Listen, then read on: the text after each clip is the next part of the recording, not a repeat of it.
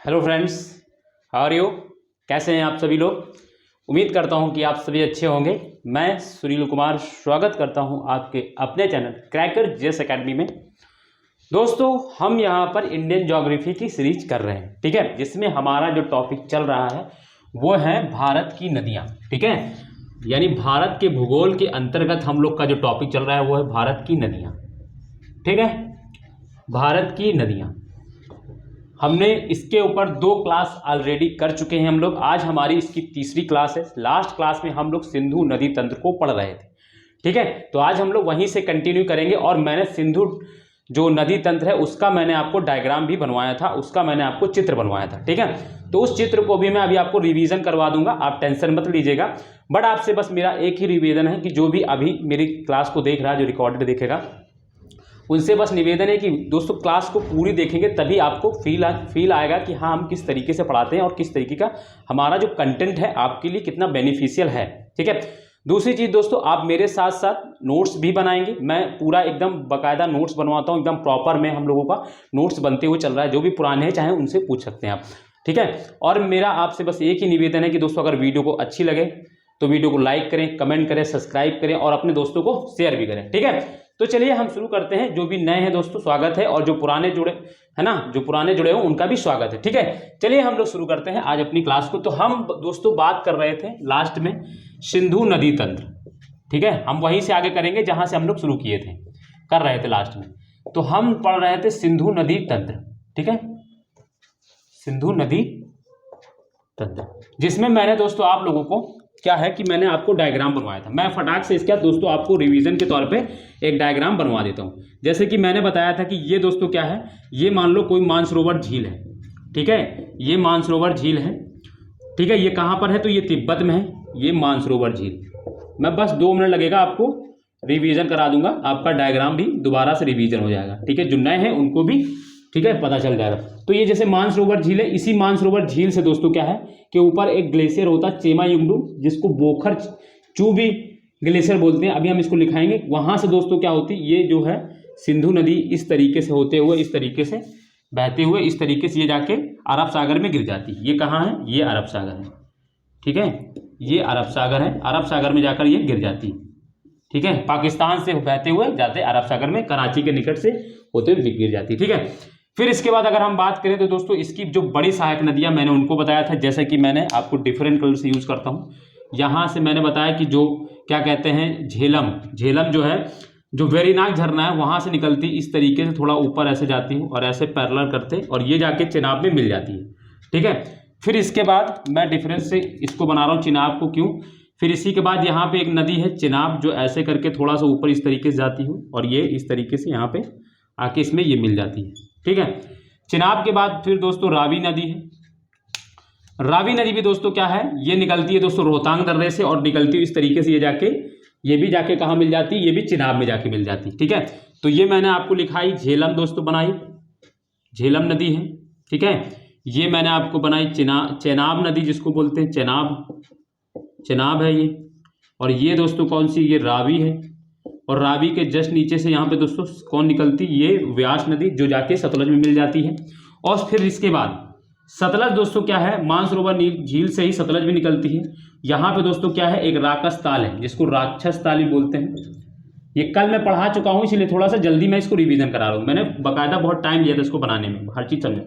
यहाँ से दोस्तों इस तरीके से, और फिर ये क्या करती है, ये तिब्बत से ये भी निकलती है राक्षसताल से, यानी मानसरोवर से, और सिपकिला दर्रा के माध्यम से ये भारत में प्रवेश करती है, हिमाचल प्रदेश होते हुए इस तरीके से पंजाब में होते हुए, और इस तरीके से ये जाके इसमें मिल जाती है। और ये जो चिनाब है ये आके ऐसे इसमें मिल जाती है।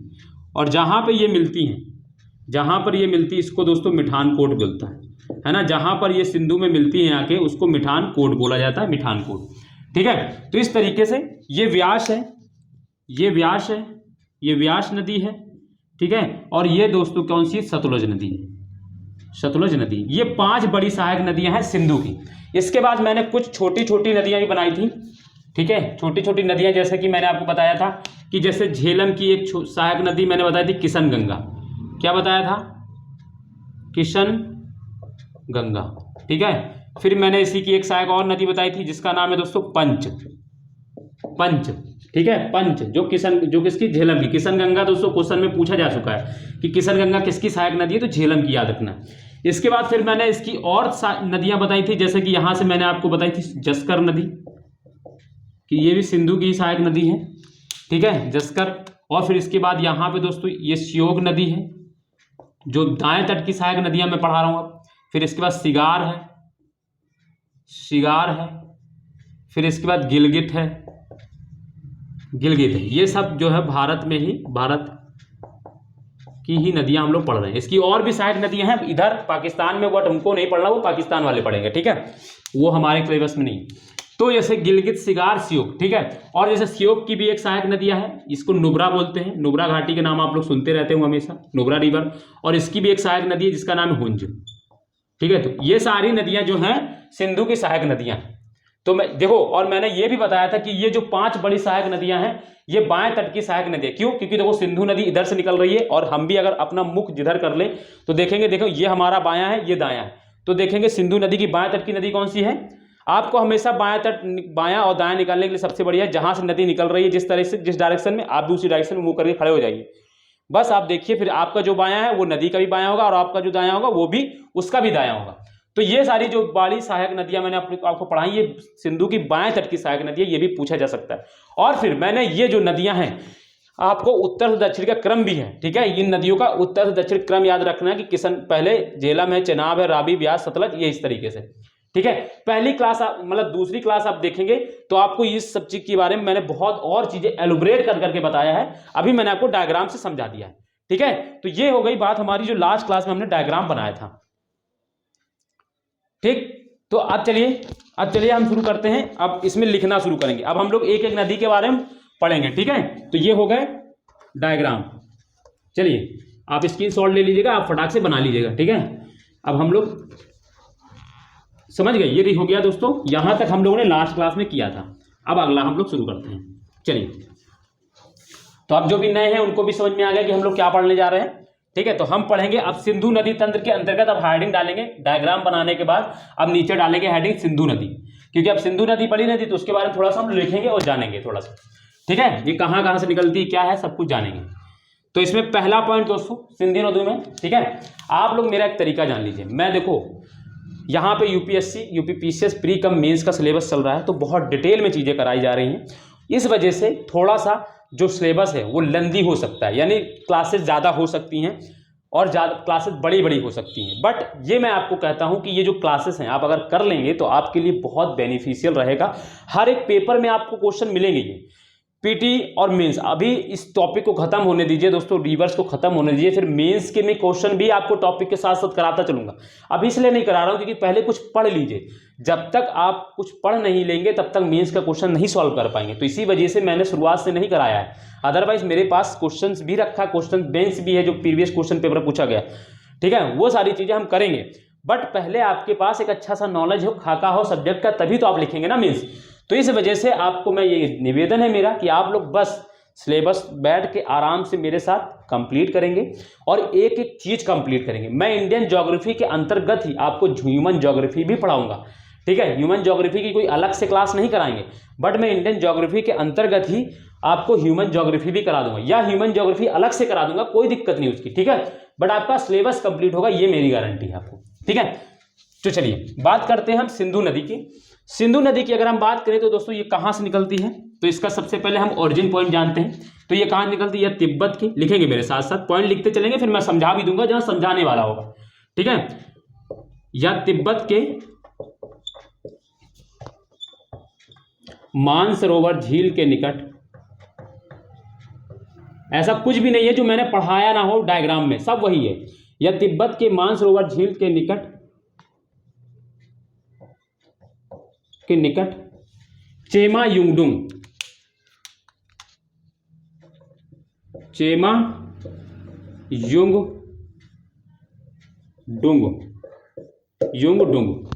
युंगडुंग ग्लेशियर, इसी को दोस्तों, ठीक है, ग्लेशियर, इसको बोखरचू ग्लेशियर भी बोला जाता है। जैसे कि हम बात करें, अगर हम बात करें तो जैसे अगर तिब्बत है तो तिब्बत में दोस्तों ऐसा तो नहीं होगा कि जैसे हमारे यहाँ हिमालय को हिमालय बोला जाता है, तो वहाँ हिमालय को क्या बोला जाता है, है ना, वहाँ मैंने पढ़ाया था, अलग अलग नाम दिया जाता है। जैसे कि फिर मैंने, ठीक है, जैसे हमारे यहाँ ब्रह्मपुत्र को ब्रह्मपुत्र बोला जाता है, ब्रह्मपुत्र, वहाँ पे तिब्बत में देखो सांगपो रिवर बोला जाता है ना।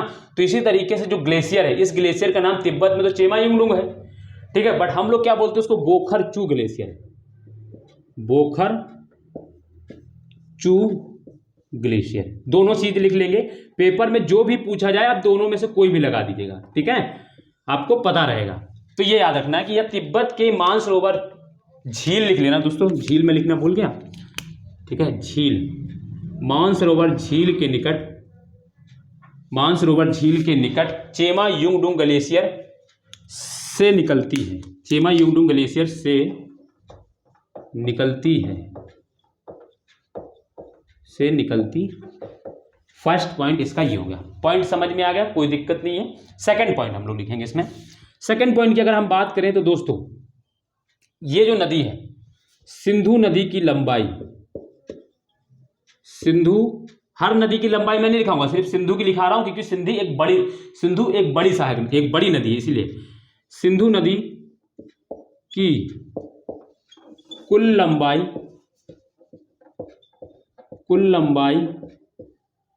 2880 किलोमीटर है। कितनी है दोस्तों? 2880 किलोमीटर। ये हमने कहाँ बताई है? जहां से इसका ओरिजिन होता है और अरब सागर गिरने तक, यानी अरब सागर से लेकर, या बात करें तो जहां से इसकी ओरिजिन होती है वहां से लेकर अरब सागर के गिरने तक की लंबाई मैंने बताई। ये पूरी लंबाई है, कुल लंबाई, इसलिए मैंने लगा सिंधु नदी की कुल लंबाई, ना कि भारत में, अभी मैं भारत की बता रहा हूं। सिंधु नदी की कुल लंबाई 2880 किलोमीटर है, ठीक है। अब इसी के आगे आप लोग क्या करेंगे, ब्रैकेट के अंदर लिख लेंगे भारत में, ब्रैकेट में करके लिख लेंगे भारत में 709 किलोमीटर। देखो एक चीज मैं आपको बता दूं, ठीक है, 709 किलोमीटर, ठीक है, तो भारत में 709 किलोमीटर, ठीक है, ये कुल लंबाई है और ये भारत के अंतर्गत लंबाई है। बात समझ में आ गई, ठीक है। तो चलिए अब नेक्स्ट पॉइंट, इसमें इसकी प्रसिद्ध लिखेंगे, इसकी प्रसिद्ध, मेरे साथ साथ पॉइंट लिखते चलेंगे, मैं समझाते भी चलूंगा। इसकी प्रसिद्ध बाएं तट की सहायक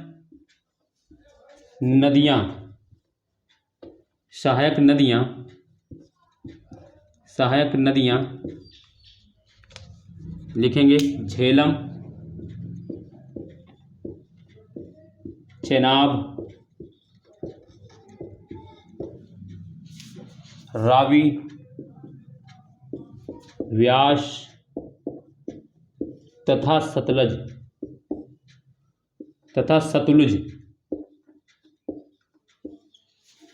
मिलकर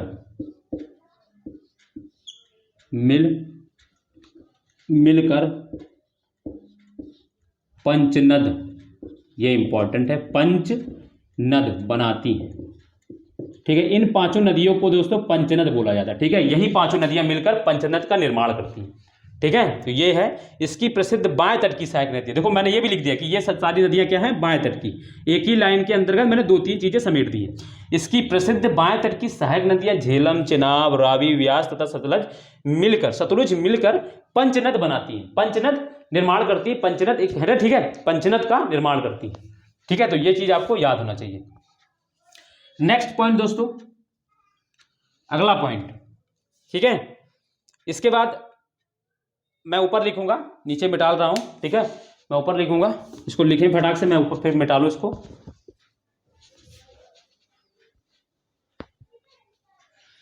ठीक, लिख लिया होगा, मैं मिटा रहा हूं अब।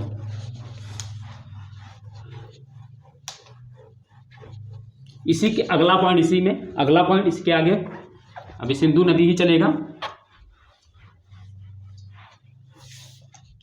लिखेंगे ये सभी नदियां, जो कितनी, जो 5 नदियां में बताइए, ये सभी नदियां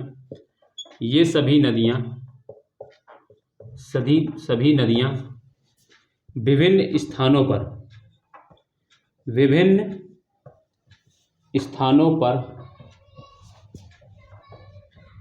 आपस में मिलने के के बाद, ठीक है, ये सभी नदियां विभिन्न स्थानों पर आपस में मिलने के बाद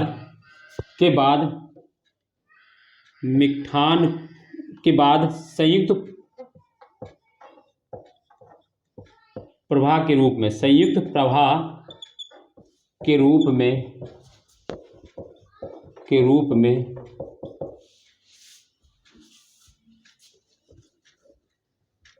मिठान कोट में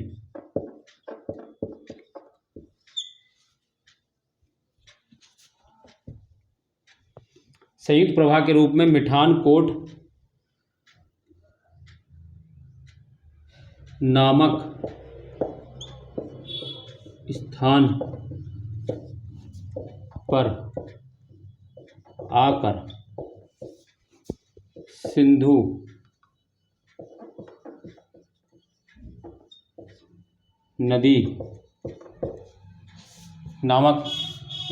पर आकर सिंधु नदी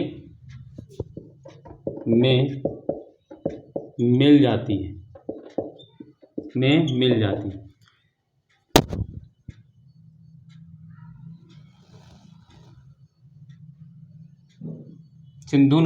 मिठानकोट नामक स्थान पर आकर सिंधु नदी में मिल जाती है। यानी मिठानकोट में ये क्या होती है दोस्तों, ये पांचों, देखो मैंने क्या बताया, पहले देखो पॉइंट समझेंगे।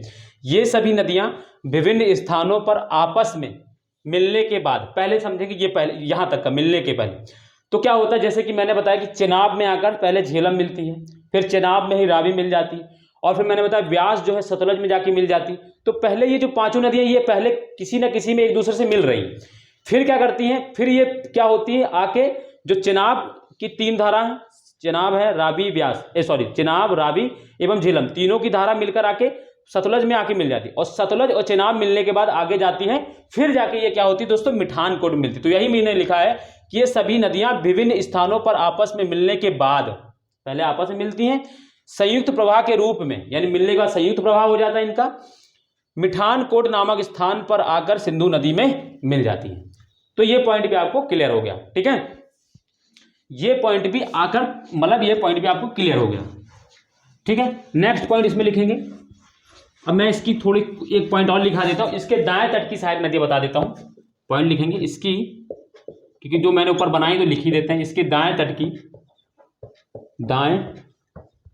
की सहायक नदियां कौन कौन सी मैंने लिखाई हैं, बताओ जल्दी जल्दी। श्योक,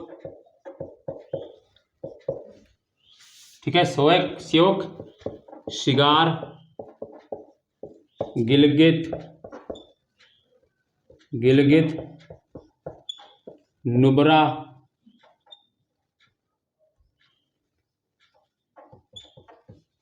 है, ठीक है। इसकी दाएं तट की सहायक नदियां श्योक, शिगार, गिलगित, नुब्रा है, ठीक है। हुंज भी है, आपने देखा, मैंने डायग्राम बनवा दिया, बट यहाँ पे इतनी मैंने लिख दी, बस बहुत है, डायग्राम तो मैंने आखिर बना ही दिया, ठीक है। फिर ये लिखना है अरब सागर से मिलने, ये पॉइंट बहुत इंपॉर्टेंट है। ये हालांकि आपसे डायरेक्ट नहीं पूछेगा, मगर यूपी पीसीएस प्री में या मेंस में असर्शन रीजिंग या 4 ऑप्शन देगा, तो उसमें से कहेगा निम्नलिखित में से कौन सिंधु नदी संबंधित तथ्य सही है, तो ये इसमें पूछ सकता है, ठीक है। वन लाइनर एग्जाम में तो कभी नहीं पूछा जाएगा। अरब सागर में गिरने से पहले यह बहुत बड़े डेल्टा का निर्माण करती, बहुत बड़े डेल्टा का निर्माण करती है, ठीक है। और मैं आपको एक चीज और बता देता हूं, ये नदी तो देखो डेल्टा का निर्माण कर रही है, बट इसकी और भी जो नदियां हैं वो भी डेल्टा का निर्माण करती हैं, तो मैं उनको अभी बताऊंगा आगे, और मैंने वो उत्तर भारत के मैदान में लिखवाया भी है, ठीक है। तो जैसे कि आप पहले मेरी एक चीज जाने, जैसे कि ये है, इसने डेल्टा का निर्माण कर रहा है, बट आप एक चीज जान लीजिए, हिमालय की जितनी भी नदियां, जो भी नदियां हिमालय से निकल रही हैं, वो सारी नदियां जो हैं क्या दोस्तों, गॉर्ज का भी निर्माण करती है। घाटियां, वैली, इनका भी निर्माण करती हैं। तो आपको एक संयुक्त रूप से मैं तथ्य बता देता हूं कि जो भी हिमालय से निकलने वाली जितनी भी नदियां हैं वो गॉर्ज का निर्माण करती हैं।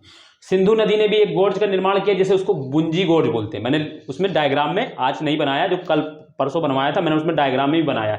ठीक है, तो बुंजी गॉर्ज दोस्तों जो भारत का सबसे बड़ा गॉर्ज है वो क्या है, सिंधु नदी बनाती है, और सिंधु नदी उसी गॉर्ज के सहारे दोस्तों क्या है, भारत में प्रवेश करती है। तो इस चीज को आपको याद रखना है कि जो है हिमालय की जितनी भी नदियां हैं वो सभी नदियां दोस्तों क्या है, गॉर्ज का निर्माण करती है। वो गॉर्ज का निर्माण करने के बाद ही तो दोस्तों क्या है, हिमालय को पार कर पाती हैं, अदरवाइज हिमालय को कैसे चढ़ पाएंगी। तो जो काट देती हैं, पहले घाटी बनता है, फिर घाटी से वो चौड़ा होकर गॉर्ज हो जाता है। तो ये चीज आपको संयुक्त रूप से इस तथ्य को याद रखना है। तो हर रिवर में मैं नहीं लिखाऊंगा कि ये गॉर्ज का निर्माण करती है, मैंने इसलिए बता दिया कि हिमालय से निकलने वाली जितनी भी ये, जैसे सिंधु है या इसकी 5 सहायक नदियां हैं, गंगा है, ब्रह्मपुत्र हैं, ये जो नदियां हैं ये गॉर्ज का निर्माण करती हैं, आपको हमेशा याद रखना। ठीक है, तो अब चीज को हम इसको लिखाएंगे नहीं यार पॉइंट में। तो ये बात होगी हमारी दोस्तों सिंधु नदी के बारे में। ठीक है, तो आपने लिख लिया होगा। अब मैं इसको मिटा रहा हूं। नेक्स्ट हम नदी डालेंगे दोस्तों झेलम। इसकी सहायक नदियां जो हैं अब बड़ी बड़ी कुछ हैं, उनको बारे में भी लिखेंगे क्योंकि वो इंपॉर्टेंट है। ठीक है, अब हम नेक्स्ट करेंगे दोस्तों झेलम। झेलम, झेलम नदी, इसके बारे में पॉइंट लिखेंगे, शुरू करेंगे, मेरे साथ साथ लिखेंगे, फिर मैं इसको समझाऊंगा। या कश्मीर की घाटी, कश्मीर की घाटी के दक्षिण पूर्व में स्थित, दक्षिण पूर्व में स्थित वेरीनाग, वेरीनाग झरने, वेरीनाग झरने से निकलती है, वाटरफॉल जिसको बोलते हैं, से निकलती। याद रखना कौन सी नदी वेरीनाग झरने से निकलती, क्वेश्चन पूछा जा चुका है, ये इंपॉर्टेंट है। तो झेलम नदी वेरीनाग झरने से निकलती है। ठीक है, यह वुलर झील से होते हुए गुजरती है। बुलर झील से, दूसरा पॉइंट है, होते हुए गुजरती है। इसको समझेंगे, मैं इसको डायग्राम के थ्रू समझा रहा हूं। जैसे कि देखो समझेंगे, मैंने पहले लिखा है कि यह कश्मीर घाटी के दक्षिण पूर्व में स्थित वेरीनाग झरने से निकलती है, तो निकलना समझ में आ गया वेरीनाग झरने से। दूसरा मैंने लिखा यह वुलर झील से होते हुए गुजरती है, इसको समझेंगे। जैसे कि मान लो वेरीनाग झरना है, ये मान लो वेरीनाग झरना है, यहाँ से क्या हुआ, इसका उद्गम हुआ, और ये क्या करती है, यहाँ पे रास्ते में, इसके बीच में इस तरीके से रास्ते में दोस्तों क्या होता है, वुलर झील पड़ती है। ये रास्ते में क्या है, वुलर झील पड़ती है, और इस वुलर झील में होने के बाद दोस्तों फिर इधर से फिर ये निकलना शुरू करती है, इस तरीके से, इस तरीके से। ठीक है, तो यही मैंने लिखा है कि यह वुलर झील से होते हुए गुजरती है। तो वुलर झील इसके बीच में रास्ते में, तो पूछा गया है कि कौन सी झील वुलर झील से निकलती है, तो ये भी पूछा जाए तो ये भी हमेशा आपको याद रखना कि झेलम नदी, ओरिजिन उसका वहां से हो रहा है बट निकलती ये यहां से भी होते हुए गुजरती है। ठीक है, फिर आगे ये जाकर दोस्तों क्या है, इसको मैं डायग्राम बना ही देता हूं। ठीक है, ये आप इसका डायग्राम में आप बना लीजिए क्योंकि थोड़ा कॉम्प्लिकेटेड है, थोड़ा समझेंगे। ये मैंने आपको झरना बनाया, इसको मैंने झरना बनाया, कौन सा झरना है, तो वेरीनाग, इसका डायग्राम बनाएंगे, फिर मैं आपको आगे पॉइंट लिखा दूंगा। वेरीनाग झरना, वाटरफॉल जिसको बोलते हैं, झरना। ठीक है, वेरीनाग झरने से निकलती है, और ये कौन सी है, वुलर झील। इसको बना लेंगे तो समझ में आ जाएगा, हमेशा आपको याद रहेगा वुलर झील। और ये देखो क्या होता है दोस्तों, यहीं पे दोस्तों क्या होता है, एक मुजफ्फरपुर नगर है,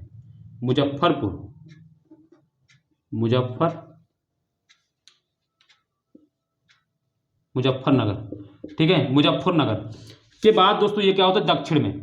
अब ये आपको देखना है, यहां से लेकर लगभग 170 किलोमीटर तक दोस्तों, 170 किलोमीटर तक दोस्तों क्या होती है, ये भारत एवं पाकिस्तान की सीमा बनाती है।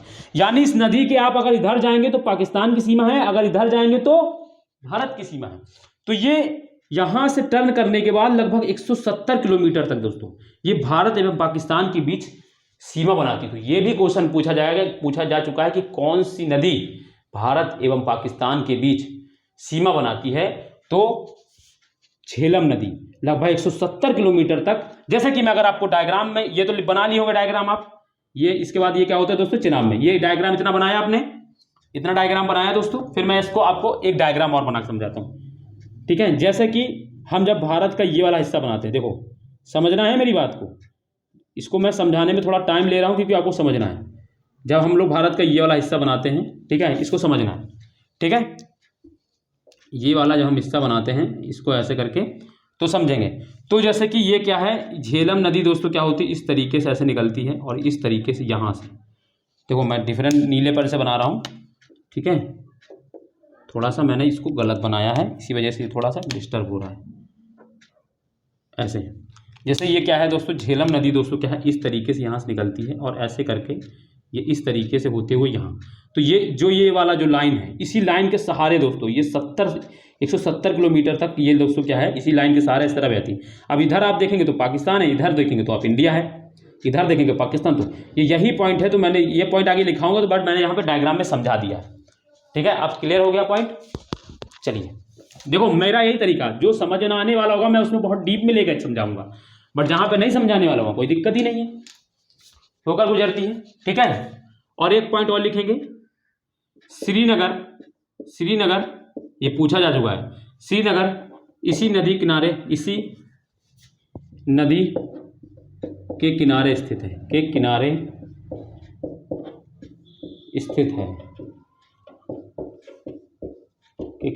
है, ठीक है।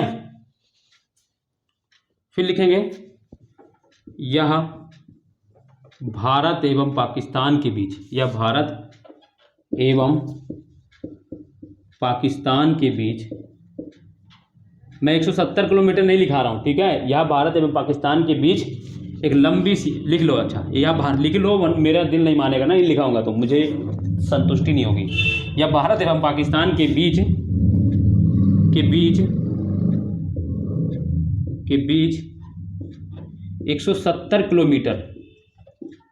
170 किलोमीटर लंबी सीमा बनाती है। हाँ नहीं तो मुझे नहीं चैन पड़ेगा क्योंकि मैं कुछ छुपा नहीं पाता हूँ, कि जो डीप में पढ़ाने का मतलब है कि हर चीज़ आपको चाहिए तो चाहिए, मेरा देने का मोटिव ही है, ठीक है। ये लिख लिया। अब इसमें अगला पॉइंट लिख लेंगे, इसकी मुख्य सहायक नदियाँ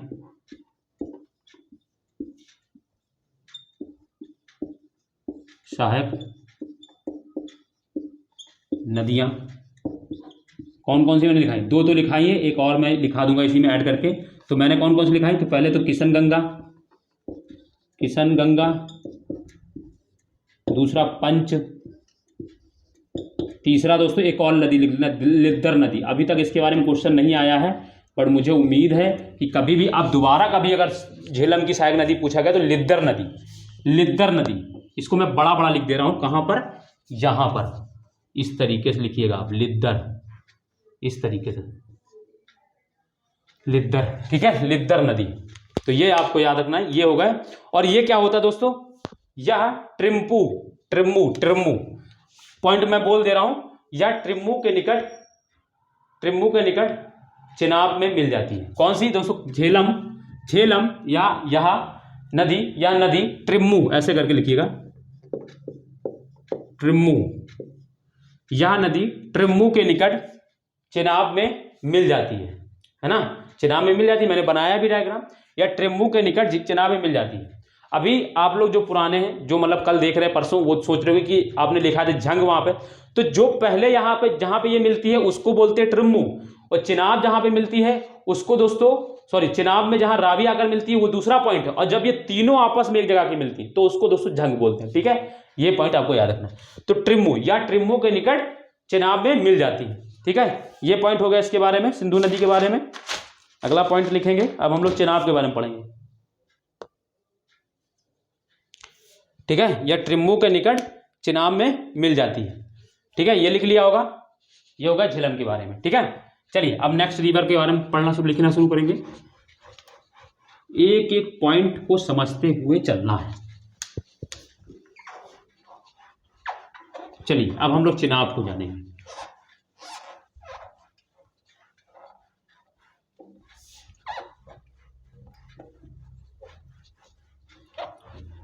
चलिए हेडिंग डालेंगे चिनाब नदी, हेडिंग डालेंगे चेनाब नदी, चेनाब नदी, ठीक है, ठीक, चेनाब नदी, इसमें पॉइंट लिखेंगे। यह सिंधु नदी तंत्र की विशालतम नदी है, यह सिंधु नदी,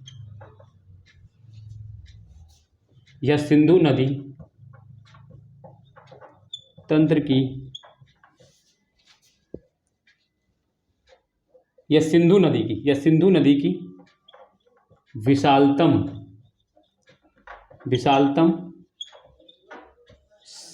सहायक नदी है। मैं आपको एक चीज बता दूं दोस्तों, थोड़ा सा मैं इसको देखो सबसे बड़ा इसलिए लिख रहा हूं, इसको विशालतम इसलिए लिख दिया क्योंकि विशालतम में क्या होता है ना, सेकेंड लार्जेस्ट और फर्स्ट लार्जेस्ट दोनों आ जाता है। देखो मैं आपको बता दूं, इसको मैं इसलिए सबसे बड़ी नहीं लिख रहा हूं क्योंकि दोस्तों बात यह है कि चिनाब और सतलज नदी को लेकर जो ज्योग्राफर है उनमें एक डिबेट का विषय यह रहता है कि चिनाब नदी जाकर सिंधु में मिलती है कि सिंधु पहले सतलज में आके चिनाब मिल जाती, फिर इसकी संयुक्त धारा जाके उसमें मिलती है। इस बार जो यूपीएससी का जो क्वेश्चन था उसमें भी यही क्वेश्चन पूछा गया था कि जो निम्नलिखित में से कौन सी नदी जो है सतलज जो है चिनाब में जाकर मिलती है, तो उसमें चिनाब भी दिया, सॉरी सिंधु में जाकर मिलती है किसकी संयुक्त धारा, तो उसमें चिनाब भी दिया था, सतलज भी दिया था। बहुत से लोग चिनाब लगाए हैं, बहुत से लोग सतलज लगाए हैं, बट अब जो यूपीएससी वाले दें मतलब जो वो माना जाएगा, ठीक है। तो इसीलिए वजह से थोड़ा सा ये थोड़ा दिक्कत ये करता है कि मान लो सतलज को भी लोग कुछ लोग सोचते हैं कि सतलज की सबसे बड़ी सहायक नदी है सिंधु की, कुछ लोग सोचते हैं कि चिनाब इसकी सबसे बड़ी सहायक नदी। इसी को लेकर थोड़ा कंट्रोवर्सी का विवाद, मतलब इसी वजह से थोड़ा विवाद बना रहता है, तो इस वजह से मैंने उसको नहीं लिखा है। इसमें मैंने लिखा है कि यह सिंधु नदी की विशालतम सहायक नदी है, सबसे बड़ी नहीं लिखी मैंने इसलिए। विशालतम का मतलब क्या हो जाता है, अगर सतलज भी बड़ी होगी तो आपको इसको तो भी कोई दिक्कत नहीं है, ये भी बड़ी नदी है, ठीक है, विशालतम नदी है। शब्दों को भी दोस्तों थोड़ा क्या होता है, सोच सोच के लिखना पड़ता है। जो हिमाचल प्रदेश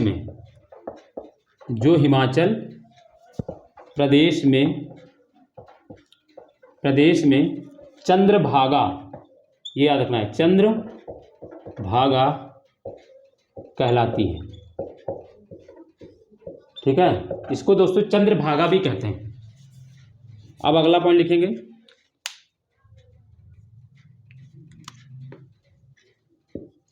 यह नदी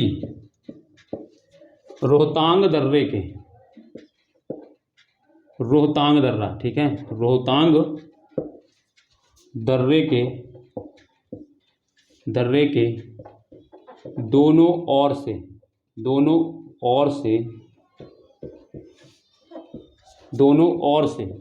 दोनों मतलब उत्तर एवं दक्षिण से, मैंने लिखा है यह नदी रोहतांग दर्रे के दोनों ओर से चंद्र एवं भागा, ये पहले दो नदियों के रूप में निकलती है, चंद्र एवं भागा। यह नदी रोहतांग दर्रे के दोनों ओर से चंद्र और भागा नामक दो नदियों के रूप में निकलती, दो नदियों के रूप में निकलती है। एक एक चीज को आराम से समझते चलेंगे, निकलती है।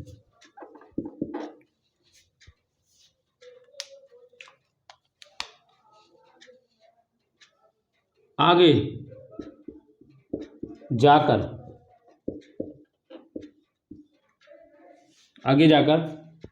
ये दोनों नदियां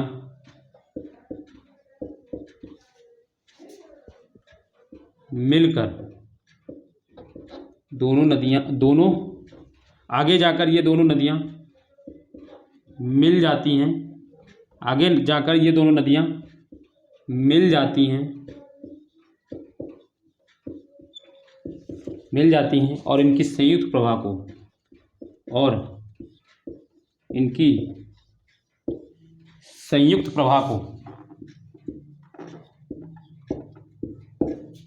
को चेनाब कहा जाता है, चेनाब कहा जाता है, ठीक है। ये पॉइंट बहुत इंपॉर्टेंट है। यह नदी रोहतांग दर्रे के दोनों ओर से चंद्र एवं भागा नामक दो नदियों के रूप में निकलती हैं। आगे जाकर ये दोनों नदियां दोनों मिल जाती हैं, ये दोनों मतलब दोनों नदियां, ये दोनों ऐसे ब्रैक आगे करके अगर जगह हो तो लिख लेना, वरना ऐसे इन्वर्ट कौवा मामा बना देना। ये दोनों नदियां मिल जाती हैं और इनकी संयुक्त प्रवाह चेनाब कहलाती है। चेनाब इनकी संयुक्त प्रवाह चेनाब कहलाती है। सॉरी दोस्तों, चेनाब कहलाती है। ठीक है, तो ये हो गया दोस्तों इसका दूसरा पॉइंट, चेनाब का दूसरा पॉइंट हो गया। झेलम के बाद चेनाब हो गया।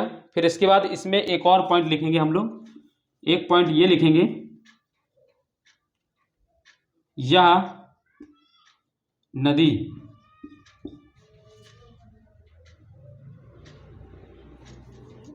ऐसे लिखेंगे, चेनाब में, ऐसे लिखेंगे, चेनाब में झंग के निकट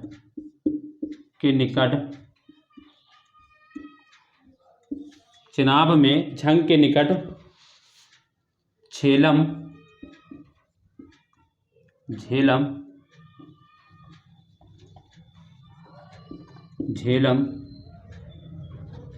और रावी आकर मिल जाती, और रावी आकर मिल जाती है। ठीक है, तो झंग के निकट, जहां पे ये दोनों नदियां, देखो चेनाब और दोनों नदियां जब आपस में मिलती है तो उसको झंग बोलते हैं, उस जगह उस पॉइंट को दोस्तों झंग बोलते हैं। जैसे मिठानकोट, पांचों नदी जाके संयुक्त होकर मिठानकोट मिलती हैं, इस तरीके से दोनों नदी जब संयुक्त होकर जहां मिलती हैं उसको, उस पॉइंट को दोस्तों झंग बोलते हैं। ठीक है, तो ये पॉइंट हो गया इसके बारे में, चेनाब के बारे में। ठीक है, चेनाब के बारे में इससे ज़्यादा नहीं पढ़ना आपको। ठीक है, देखो एक चीज़ बता दें, जैसे झेलम हम लोग पढ़ लेते हैं, झेलम जम्मू कश्मीर से निकलती है, जम्मू कश्मीर से होते हुए पाकिस्तान प्रवेश कर जाती है। इस नदी के दो राज्य आपको याद रख लेना है, एक तो ये हिमाचल प्रदेश से निकल ही रही है, राज्य लिख लो इसके। ठीक है, लिख लो, ऐसे करके लिख लो, राज्य आगे लिख लो, डैश करके पॉइंट बना लो, राज्य लिख लो और लिख लो हिमाचल प्रदेश तो ये निकल ही रही है, एचपी लिख लो। और दोस्तों फिर जम्मू कश्मीर में जाती है, जम्मू एंड कश्मीर। ठीक है, जम्मू एंड कश्मीर में जाती है, तो इसके राज्य हो गई। ठीक है, चेनाब हो गए। चलो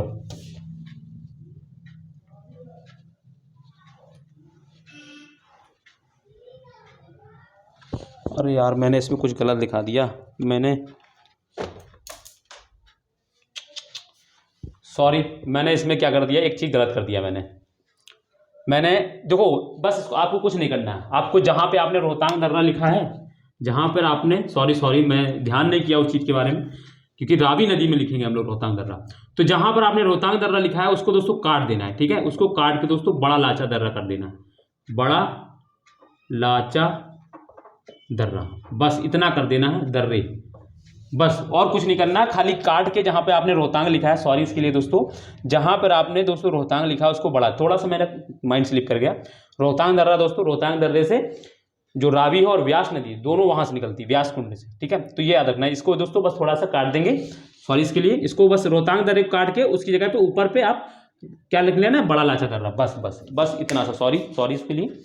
ठीक है, चलिए अब हम लोग चेनाब को, अब लिखेंगे हम लोग रावी के बारे में। ठीक है, कभी कभी क्या होता है दिमाग से निकल ही जाता है। चलिए हम बात करेंगे अब रावी नदी के बारे में। इनके बारे में ज़्यादा नहीं लिखना, रावी और व्यास के बारे में। ठीक है, क्योंकि एक एक पॉइंट लिखेंगे, बस डालेंगे अब रावी नदी, जहाँ लिखना था वहाँ हम लोग लिख चुके हैं। नेक्स्ट पॉइंट इसमें लिखेंगे, यह नदी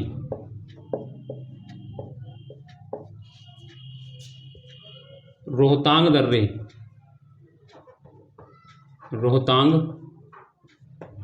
दर्रे से निकलती है। ठीक है, इससे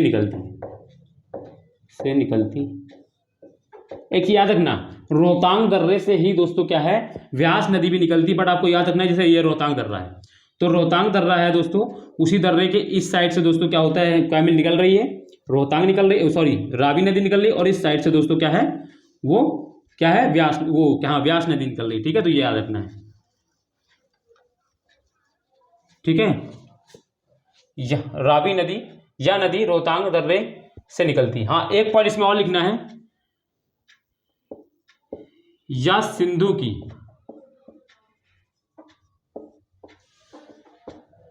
या सिंधु की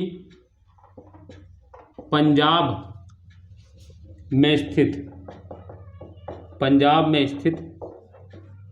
5 नदियों में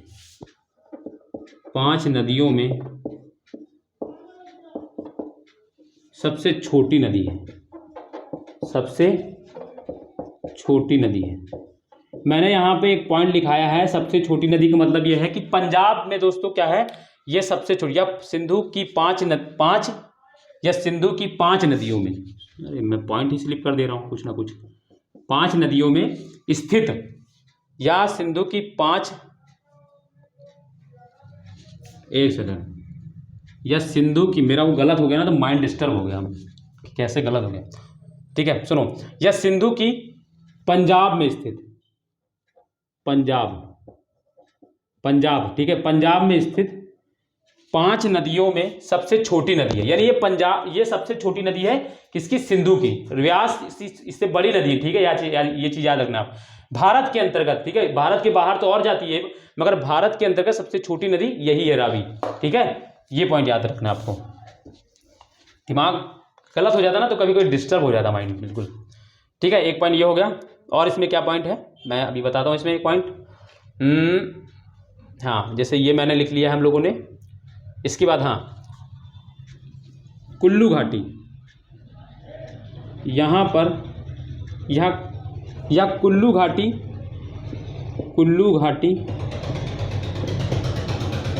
से होकर बहती है, ठीक है, ये ये रखना है, से होकर बहती है, ठीक है, ये कुल्लू घाटी से होकर बहती है। इसके राज्य लिख लो, ये दोस्तों 3 राज्यों से, हिमाचल प्रदेश से तो निकली रही है सबसे पहले, फिर ये दोस्तों जाती है, थोड़ा सा जम्मू टच करती है, थोड़ा सा जम्मू आप देखेंगे तो मिल जाएगा आपको, हल्का से पहले जम्मू टच करती है, जम्मू एंड कश्मीर, फिर इसके बाद ये पंजाब में वापस आती है, पंजाब के बाद दोस्तों ये क्या करती है, फिर ये पाकिस्तान से होते हुए जाके कहाँ मिल जाती है, जो जाके मैंने बता दिया, ये जाके चिनाब में मिल जाती है, ठीक है। तो ये रावी नदी के बारे में हो गया, ठीक है।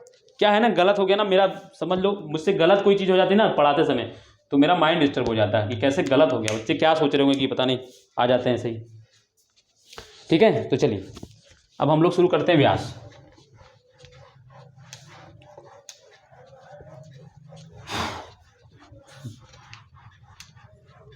तो इतना तैयार करने के बावजूद कभी कभी क्या होता है, गलत हो जाता है ना, तो बहुत अजीब लगता है।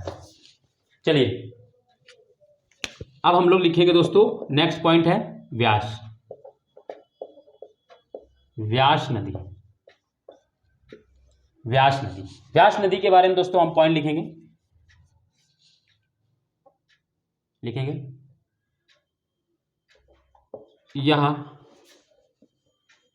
यह रोहतांग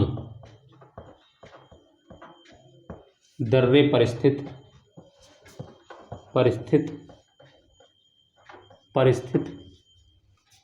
व्यास कुंड से निकलती है, व्यास कुंड में से निकलती है, ठीक है, ये हो गया। तो यह रोहतांग दर्रे पर स्थित व्यास कुंड से निकलती है, में से निकलती है, ठीक है, पहला पॉइंट ये। दूसरा पॉइंट इसके बारे में लिखेंगे क्या कि और क्या है, हाँ, यह हरिके नामक स्थान पर, मैंने बताया है कल परसों डायग्राम बनाया था उसमें लिखा था मैंने, यह हरिके नामक स्थान पर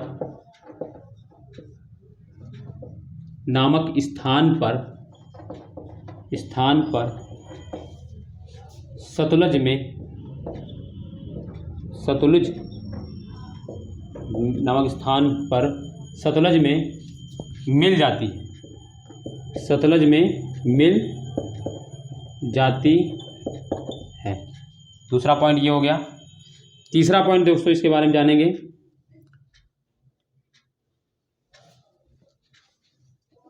या भारत की, चलो रुको ऐसे लिखो, सिंधु नदी तंत्र, ऐसे लिखो, सिंधु नदी तंत्र में सिंधु नदी तंत्र में प्रवाहित होने वाली, सिंधु नदी तंत्र में, सिंधु नदी तंत्र में प्रवाहित होने वाली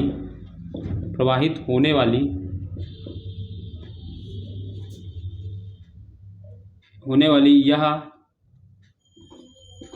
एकमात्र नदी है, यह एकमात्र नदी है जो भारत से निकलती है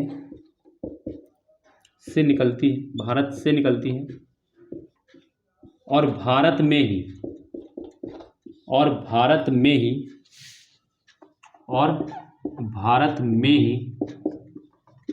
सतलुज में मिल जाती है। इस पॉइंट को समझेंगे, सतलुज में मिल जाती है।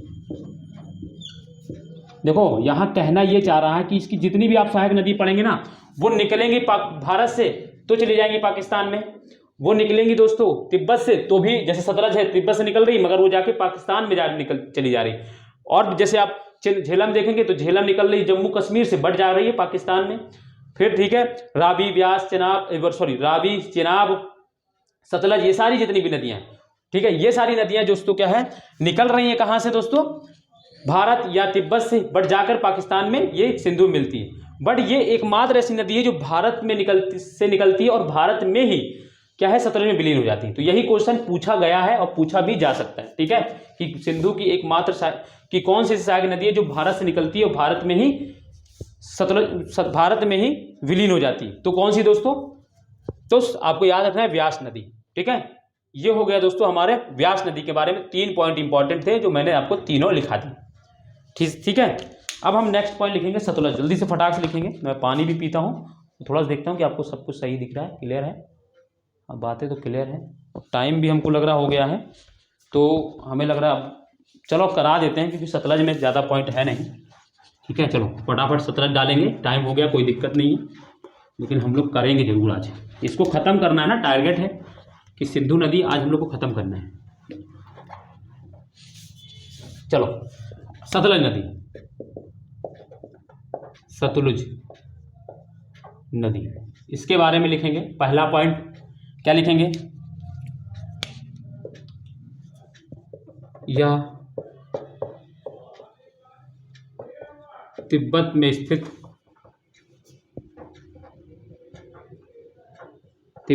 स्थित मानसरोवर झील के निकट, या तिब्बत में मानसरोवर झील के निकट या तिब्बत में मानसरोवर झील के निकट स्थित राक्षस, जिसको राकस भी लिखा जाता है कहीं के, राक्षस ताल से निकलती है, ठीक है, से निकलती है, ठीक है, से निकलती है,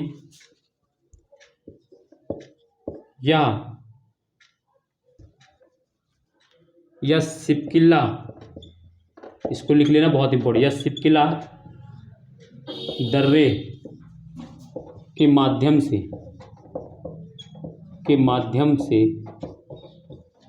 भारत में प्रवेश करती है। ये सिपकिला दर्रे से होते हुए भारत में है ना, या सिपकिला दर्रे के माध्यम से भारत में प्रवेश करती है, यानी भारत में किस दर्रे के माध्यम से आती है, ये भी क्वेश्चन पूछा जा चुका है। प्रवेश करती है तो किसके, सिपकिला दर्रे से, ठीक है, प्रवेश करती है। अगला पॉइंट लिखेंगे इसमें, भाखड़ा नागल बांध, ये लिख लेना, भाखड़ा नागल बांध सतलुज नदी पर ही स्थित है, ठीक है, यह भी क्वेश्चन पूछा जा चुका है। नेक्स्ट पॉइंट, एक इसकी सहायक नदी लिख लो, स्पीति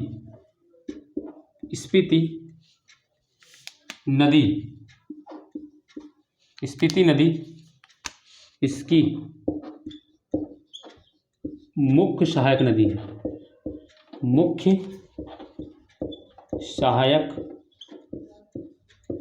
नदी है। ठीक है, स्पीति नदी इसकी मुख्य सहायक नदी है। तो मैंने आपको इसमें कितने 3-4 पॉइंट लिखा दिए। ठीक है, अब इसमें और कुछ ऐसा नहीं है, और तो सारा कुछ हम लोग पीछे लिखते ही आ रहे हैं। जैसे हरिके में ये जाके, ये सारी नदियां हरिके में जाके मिल जाती, जो मैंने सिंधु नदी में ही लिखवा दिया है। ठीक है, तो अब एक्स्ट्रा कुछ पॉइंट इसमें ऐसा कुछ बचा नहीं है। ठीक है, एक्स्ट्रा ऐसा कुछ पॉइंट इसमें बचा नहीं है जो इसमें लिखाया जाए। ठीक है, और कुछ इसमें पॉइंट ऐसा बचा नहीं है क्योंकि मैंने सारा पॉइंट लिखा दिया। ठीक है, तो ये हुआ दोस्तों आज का सेशन, और आज हम लोगों ने सिंधु नदी के बारे में पढ़ा है। कल हम लोग शुरू करेंगे दोस्तों गंगा नदी तंत्र। ठीक है, कल हम लोग शुरू करेंगे गंगा नदी तंत्र। तो दोस्तों उम्मीद है कि आपको सेशन अच्छा लगा होगा, और अगर आपको सेशन अच्छा लगा हो तो वीडियो को लाइक करें, कमेंट करें, और दोस्तों जिन्होंने अभी तक चैनल को सब्सक्राइब नहीं किया है वो चैनल को सब्सक्राइब भी कर लें, लाइक कमेंट, और दोस्तों को अपने शेयर भी कर दिया करें। ठीक है दोस्तों, शेयर करें ताकि लोगों को पता चले किस तरीके से यहाँ पढ़ाया है। और आपको इस चीज़ का तो अनुभव अब हो ही गया होगा कि मैं कितना डीप में ले जाके आपको पढ़ा रहा हूँ। ठीक है, ये तो दोस्तों रिवर्स हैं जिसमें बहुत सारी चीज़ फैक्चुअल होती है तो दिमाग से स्लिप करता है, बट आपको जब मैं कॉन्सेप्चुअल चीज़ें पढ़ाता हूँ तो आपको और अच्छे डीप में लेके जाता हूँ। ठीक है, तो चलिए दोस्तों फिर हम लोग आज यहीं तक रखते हैं, और फिर कल मिलेंगे। तब तक के लिए अपना ध्यान रखिए। बाय, जय हिंद।